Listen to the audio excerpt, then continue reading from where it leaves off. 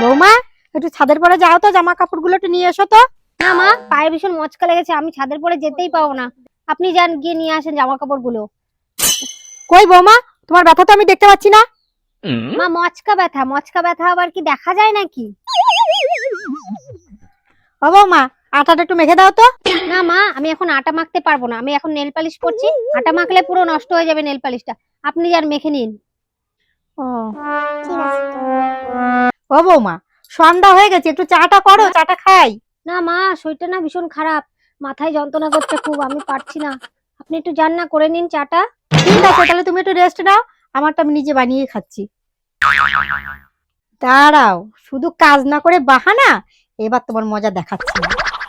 ও বৌমা, তোমার বাবা মা আসছে, যাও একটু রান্না বান্না করো, তাড়াতাড়ি যাও। হ্যাঁ মা, আমার বাবার বাড়ি থেকে বাবা মা আসছে। ও তাড়াতাড়ি যাচ্ছি, আমি এক্ষুনি রান্না করতে যাচ্ছি, দাঁড়ান দাঁড়ান।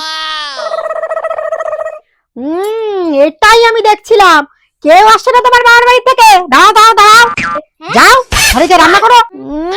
শুধু কাজ না করার বাহানা, কাজের ফাঁকি দেওয়া। যাও। ঠিক আছে।